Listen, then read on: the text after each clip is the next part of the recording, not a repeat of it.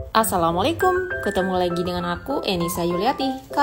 Di video kali ini aku mau bikin lapis legit yang lagi viral. Karena ini jujur ya, kali pertama aku bikin lapis legit. Jadi aku mau challenge diri aku sendiri apakah berhasil, apakah layernya bakalan keluar bagus, tipis dan berjejer rapi.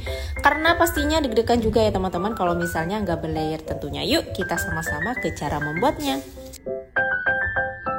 Untuk bahan-bahannya sendiri di sini akan aku pisah menjadi dua, ada bahan A dan bahan B. Bahan A terdiri dari butter. Untuk butternya bisa kalian pakai merek apa aja, sesuaikan aja dengan budget kalian masing-masing. Selain butter atau mentega, di sini aku juga pakai sedikit blue band untuk aroma aja ya teman-teman. Mau pakai full butter juga silahkan. Bahan A juga di sini aku pakai susu kental manis, sama tujuannya juga hanya sebagai aroma aja biar makin mantul lagi aroma susunya. Selain itu, untuk aroma juga aku beri sedikit pasta vanila atau vanilla butter agar makin kuat lagi aroma susu atau butternya. Setelah bahan A masuk dalam wadah atau boil, aku mixer dengan kecepatan rendah ke sedang, pakai speed rendah sampai warnanya sedikit berubah dan lanjut mixer sampai warnanya putih mirip buttercream. Kalau udah, sekarang kita sisihkan dulu, kita pindah ke wadah lainnya. Bahan B ada kuning telur juga gula pasir dan bakalan aku mixer dengan kecepatan tinggi sampai mengembang, berubah warna menjadi putih dan konsistensi adonan B ini kental, berjejak, dan ketika diangkat nanti dia turun berat dan turunnya itu secara berlahan. Bahan B ini aku mixer kurang lebih 20 menitan atau tergantung dari mixer kalian masing-masing. Semakin adonan B jatuhnya itu berat atau perlahan-lahan, ketika diangkat itu tandanya adonan makin bagus lagi. Penting juga dalam pemilihan kuning telur yang segar ya teman-teman. Setelah selesai di mixer semua, sekarang mau aku campur adonan kuning telur ke dalam wadah berisi dengan butter yang udah di mixer sebelumnya, atau sebaliknya boleh. Bisa terlihat di sini wadah aku memang kurang cukup besar ya teman-teman.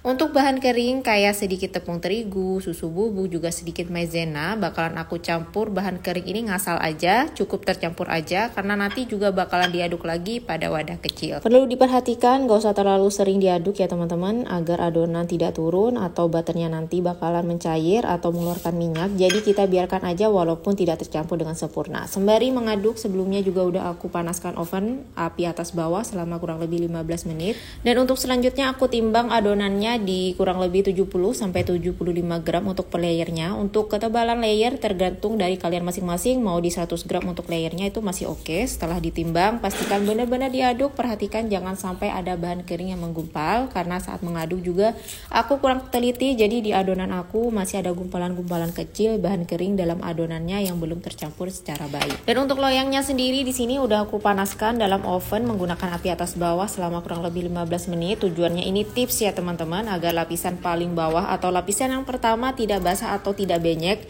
Jadi ini tips juga ya teman-teman, kalau loyang udah diberi kertas roti, sebar adonan jadi 4 bagian atau 5 agar ketebalannya itu merata di setiap sisinya. Sekarang kita ratakan dengan sendok bengkok yang udah aku bengkokkan ke atas bagian gagangnya. Untuk sebelumnya kita ratakan, pastikan rata di setiap keempat sisi loyang agar layernya nanti terlihat rata dan bisa terlihat lurus sejajar.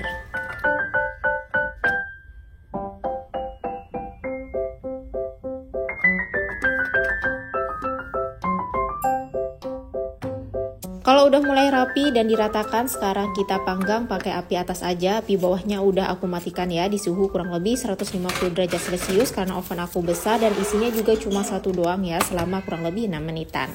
Ini adalah hasil pemanggangan layer yang pertama, jadi kurang rapi karena terlalu tipis. Tekan-tekan menggunakan penekan lapis legit, dan kalau misalnya ada adonan lapis legit yang menggelembung, bisa kita kempiskan dengan menggunakan tusuk gigi atau tusuk sate. Dan selanjutnya aku isi kembali dengan lapisan berikutnya, sama untuk banyaknya adonan masih di 75 gram untuk per layernya. Ratakan kembali, usahakan sampai rata di setiap keempat sisi loyang, dan pengovenan selanjutnya masih sama di suhu kurang lebih 150 derajat celcius, api atas aja selama kurang lebih 6 menitan.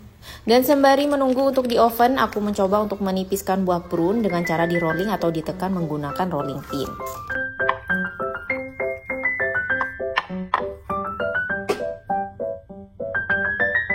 Dan videonya juga udah aku skip sampai terakhir, dan ini dia hasil pengovenan yang terakhir. Kalau ada lapisan yang menggelembung, kempiskan saja dengan menggunakan tusuk sate atau tusuk gigi, dan ini juga harus benar-benar teliti ya teman-teman. Jangan sampai ada lapisan yang menggelembung tetapi tidak dikempiskan. Contohnya kayak aku ini benar-benar kurang teliti, jadi masih ada yang belum dikempiskan gitu loh teman-teman. Masukkan adonan lapisan yang terakhir, sama ratakan juga sampai di semua sisi loyangnya, termasuk juga yang di bagian-bagian ujungnya.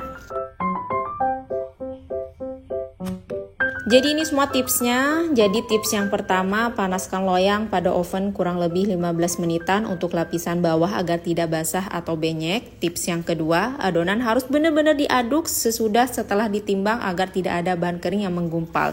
Tips yang ketiga, kempiskan adonan kue yang menggelembung jika ada yang menggelembung dengan tusuk sate atau tusuk gigi, tusuk dengan teliti agar tidak ada yang terlewatkan. Selain itu juga, kue lapisnya juga ditekan menggunakan penekan kue lapis tetapi tidak terlalu keras. Setelah perun disusun dengan rapi di atas adonan yang terakhir, aku panggang kembali dengan api atas aja, tetap sama ya teman-teman.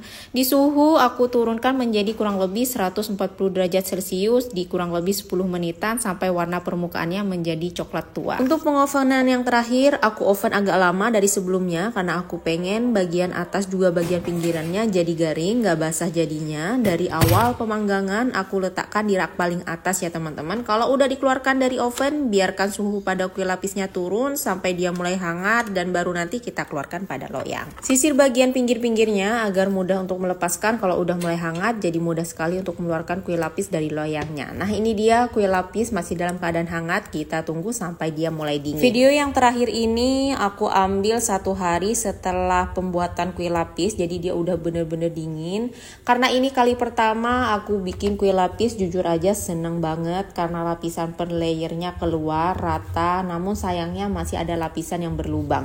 Dikarenakan aku kurang teliti saat mengempiskan gelembung yang keluar saat setelah selesai keluar dari pengovenan, harusnya aku lebih jeli lagi ya teman-teman untuk nusuk pakai tusuk satinya. Dan juga untuk satu resep ini, saran aku kalian menggunakan loyang ukuran 18x18 atau 16x16 tinggi 7 cm agar makin cantik kelihatan tinggi si kue lapisnya. Untuk wangi butternya nggak usah diragukan lagi, wangi semerbak, apalagi waktu proses pemanggangan kemarin dia sedikit berminyak karena juga nggak aku kasih butter lagi untuk alat penekannya. Mungkin lain kali aku bakalan bikin dan belajar agar kue lapis legit selanjutnya jauh lebih rapi lagi, karena biasanya kalau lebaran menuju lebaran aku hanya terbiasa menjual kue kering. Barangkali kalau udah mulai mahir aku bisa jualan kue lapis legit untuk lebaran tahun depan, insya Allah ya teman-teman. Nah sekarang aku coba untuk potong kue lapis untuk secukupnya aja. Potong kue lapisnya untuk rasa nggak usah diragukan lagi, manisnya pas, buttery banget, ada aroma-aroma blue band yang khas, aroma mentega nampol banget, dan yang bikin aku seneng untuk per layernya bisa banget dipisah-pisah, jadi seru aja makan kue lapis bisa masih kerasa potongan per layernya. Untuk resep ini aku rebake, aku kumpulkan dari beberapa narasumber di YouTube maupun di platform sosial media lainnya. Aku kumpulkan satu persatu, aku mix and match resep mana yang cocok buat aku, terus aku catat ulang untuk resepnya, dan insya Allah nggak akan gagal ya teman-teman. Terima kasih banyak kalian masih setia dukung YouTube channel Enisa Yuliati. Aku masih butuh banget dukungan kalian untuk mengembangkan YouTube channel aku Enisa Yuliati. Mudah-mudahan informasi yang aku berikan bermanfaat. Wassalamualaikum, sampai jumpa di video-video masak selanjutnya.